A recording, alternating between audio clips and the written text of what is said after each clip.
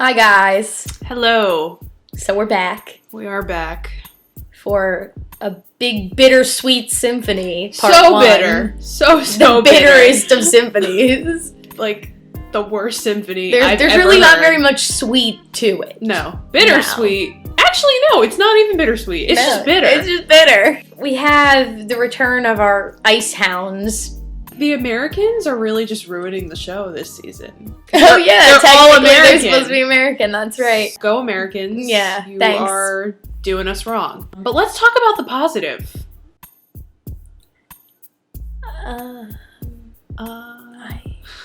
Positives. Ooh. Could you consider the Eclair C plot positive? See, I consider the Eclair C plot the most positive part of the episode. Yeah, I guess that's true. We have Eclair getting serious, being locker buddies. Mhm. Ooh. And for some reason, Claire needs to keep Nair in her locker, which I'm like, girlfriend. Girls. Why?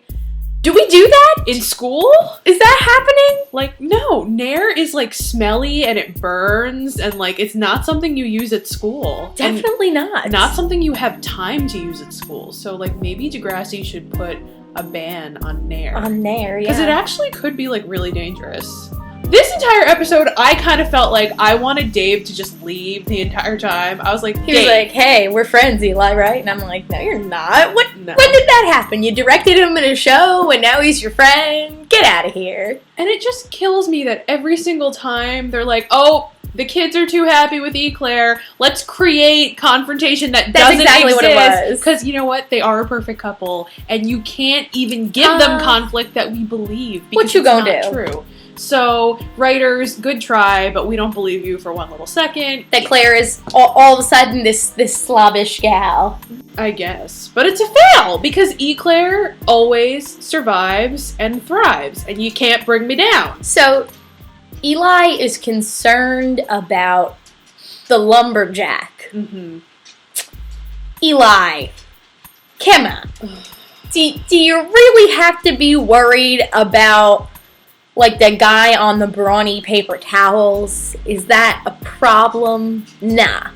The entire time, I was like, wow, Eli, why are you so insecure about Jake when clearly all the girls want all up in Eli Goldsworthy? But apparently, Well, at least the fangirls do. But apparently at Degrassi, it's not like that. Apparently at Degrassi, Eli feels insecure about Jake, which, on one hand, I think it's sweet for him to be like that. But on the other hand, But don't I'm take it to a new level. No, you know? it doesn't have to be like that. You know, Also, have a little jealousy, whatever. and also, you know, he did get a little freaky with Imogen, so I don't really think he has a right. So, yeah, that Sorry. happened. He needs to chill. Like, clearly, he knows Jake now. They're pals. They're chums. Exactly. They were doing a little smoky smoke together. Come on. But let's turn the tables, and Claire finds out what he was doing with Imogen. How does Claire feel? Eli? Yeah. Not too good. And especially because Imogen's little cray. Was a little cray, at least, you know? So that would be a little bit more scary than the lumberjake who could never decide on what woman he wanted anyway. How do you like that, folks? You enjoying our faces in HD? Do you remember that time Eli watched Claire and Jake make out in that steamy Sweat cut thing? and I wanted to vomit everywhere? It's like, Eli, you watched that. You condoned that. You actually made that happen. That's true. And now you're insecure about this. He just needs to relax. Things are going to be fine in the next episode, I'm sure. And what if she did have sex with him? Then what? Then what would he do? But it can't. It never happened, and I can't even imagine it happening. Eli, come on. Like, you realize how silly this all is. He's going to realize. It is Whatever. really silly. Eclair's fine, guys. I Eclair's hope, fine. you guys didn't actually worry about this No. whole diary crap. I don't take their fight seriously. No. It's a lover's quarrel. This is true. We can talk about the real matter at hand here, which is our baby Cam is going through some things, and I just want to reach out to him and say, Cam, We are here for you. Alex and Taylor are here for you. Just give us a call. Sauve 1 and 2 need to come to Degrassi. Sauve 1 and 2 here. And we're going to help him out because I'm really worried about him. And it doesn't help that all the guys in his life are disgusting slime balls that need to GTFO right now. Dallas needs to GTFO. Like, I'm about to send him to outer space. Like, that's how much I can't stand him right in now. the beginning of the episode, before anything went down, I was like, oh, Dallas is probably a tortured soul. He's probably got crap that he's not talking about. And then he pulled that with Cam, and I was like, doesn't matter. Doesn't matter. I was on your side for like 5 seconds that maybe you might have been a decent person, and then you were a jerk. And then you were a jerk, and then you lost it. You cannot kick a puppy and have me still be your friend. Which he basically is kicking a puppy. Yeah, Cam is a little puppy. Just let Cam be okay. Let him know he can call out our names, and we'll come running. We really will. Like, he's got a friend. Like, on the next flight. Not even kidding. No. We are there. For the love of God, please just be okay. And then if Dallas wasn't awful enough, then he's got Zig up in his face. Dude, Zig, give it up. Yeah, okay, you don't have Maya. Go back to Tori. She's over there, primping her hair. Kills me. Okay, in the beginning, it was like, oh, Zig and Maya. And then it was like, Zig and Tori. And then it was like, Cam and Maya. And we're like, wow, we love Cam and Maya. Tori and Zig, go away. And now Zig is like, oh, Maya. And I'm like, no, you had your chance. The girl's too good for you. Cam Maya is precious. And they need to be together in life. And Zig, you need to get over it and get away from Cam. That's all I have to say, Zig, because it's about to be all your fault.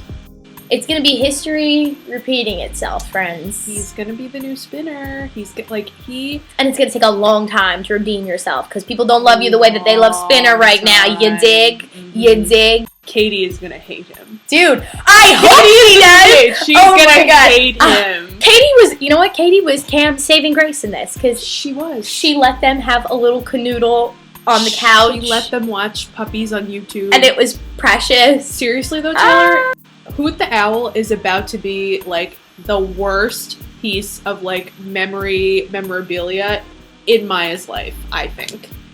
Stop Just it. think about it. Stop. What we think might be happening to Cam next week, and when Maya goes and finds Hoot the Owl, how she's going to feel when she finds Hoot the God, Owl. I hope there's a whole scene dedicated to it. You know there's going to be, and that's all I keep thinking about. This is going to be awful. Yeah. This is going to be so awful. Basically. I don't even... No, I can't. I'm not going there until I have to. I mean, basically, my legs didn't move after last week's episode. No, I was comatose. I was on the floor for a little bit. Like, literally, I was like, nope, not moving. Not moving. Yeah, there was Happy Meals. There was supposed to be, great times. And Zig ruined it.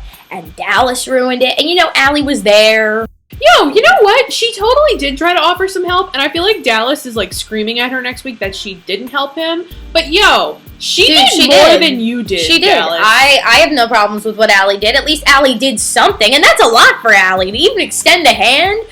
Hey, remember that time Cam threw himself off the balcony thingy in the Degrassi hallway? That was because of his pressures of playing hockey, because he didn't want to play hockey, he wanted to spend time with the girl that he liked, which was Maya, because he's a sad boy. He's a really sad boy. Dallas, maybe stop talking about hockey and give the boy a break. Yeah, the guys in this episode could learn a little bit about the ladies with some compassion here. You got Allie and Katie at least trying to help.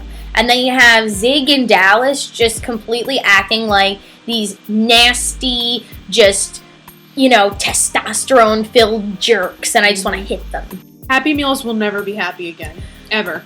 Happy Meals are probably one of my favorite things in the whole world that I can't even look at them. I'm going to eat a Happy Meal and then just start crying and not know why. Now you have to like, get a... oh, French fries! Nope. Now you have to get a Big Kids meal because... Thanks a lot. Happy Meals are not happy. No. Not at all. I just hope it's not the worst. Like, I'm expecting the worst, and I just hope it's a little less than the worst, and I'll feel better. I think that's what we're trying to gauge right now. Should we be expecting the worst, or is it going to be something that isn't as bad as what we think it could be? Because everyone everyone is saying how awful it's going to be. And I just keep saying to myself, you know, the school's never going to be the same. It could be for so many, like, you know, I don't know how far that goes. Right. I feel like it could be really bad. And it could be something that ultimately brings the school back together. But in a way that kind of sucks. It's going to be a negative that they're going to be able to eventually turn into a positive. Because when you hit rock bottom, you can only go up. Like, you can't go any further at some point. I just hope we're not going to be saying goodbye. I just hope that Cam is just, like, on top of a bus with Cassie Steele singing a song. She's life is a showing, and he's like, whoa, what just happened? And everybody's like, hot damn, call 911, because they are really hot. But the promos combined with what I think is going to happen is really confusing me, because I'm confused if it happens the next day or if it's still the same day as he ditches Maya at lunch. The timeline's a little bit weird for me, so I don't know what that is. And then, like, seeing Dallas on the roof. But then there's parts where you see Eli on the roof, too, which I'm confused about. Or is it actually Eli? I don't know. It looks like Eli. That's the thing. I just feel like, as much as we can all speculate, I don't think we're going to know until it happens exactly what's going to happen. It's just scary. And I know it's going to be sad, and I know we're all going to be reeling after it. Just prepare yourselves. Expect the worst, and hopefully it won't be the worst. I need some big sister Katie in my life. That's what I need. She's the best big sister. Like, I never had a big sister. I am the big sister, so that sucks. I need a Katie. I just can't deal with all the kids. Like, there is so much Simpson needs to speak to you in his office next week, and like in this part of the season, I can't handle it. Like, guys, Simpson has a full workload this year, and there's gonna be some bad stuff happening. This is like when we said Simpson needs to do more. We didn't mean like this. Yeah, we didn't want him breaking news of awfulness to everyone in the school.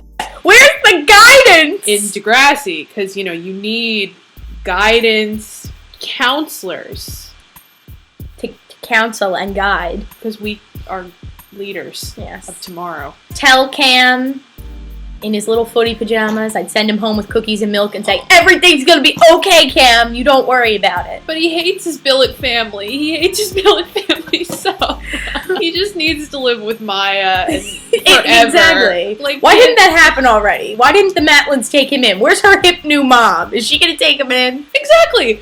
Excuse me, Maya and Katie, you have two moms. You can at least share one of your moms with Cam, who really needs a mom right now. Yeah. You know that he could use somebody. Yeah.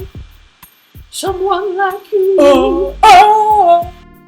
Is it terrible of me that I feel like this is going to screw up Eclair's chance to actually have sex? They can't do it after a tragedy. Because, like, in the sneak peek, they're totally talking about it. They're all in. And then that's going to happen. And they're not going to do it. He's going to have, like, Drew PTSD hoo-ha problems. No. And oh my god! It's going to traumatize them forever! They're never having sex! Oh my god! They are never going to do it! Seriously, they are just, like, going to be sterile Merrills for the rest of their life. They're not doing it. This better not ruin our Eclair getting it on time. It is going to... No. There is not going to be any getting it on. Nobody's banging it out. They're not doing it. You give us glass breaking and rooftops and dropping of coffee, then you also give us Eclair getting it on. It's not going to happen, Taylor. Because they're not a fairy tale, remember? Mm-hmm.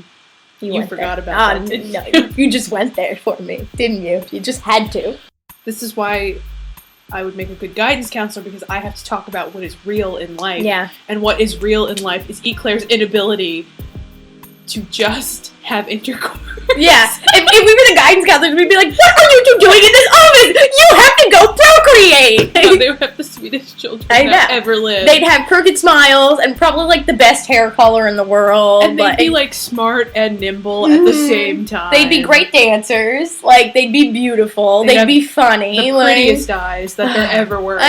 Basically, the lesson that we've learned in this vlog is that Eclair really just needs to have children. I think the lack of Eclair sex is the problem here. That's why all this stuff is happening. It's a big cosmic FU. The lack of Eclair happiness, the lack of Eclair intercourse, the lack of Eclair getting it on is what is creating this dark cloud that's surrounding Degrassi right now. Cam is depressed because Eclair has not been able to go that extra mile. He represents all of us and what we will do if they're not able to go that extra mile. Need I say more? Go the extra mile before next week, Eclair! They can go the distance. They'll be there someday! No, they won't. Alright, that's sad.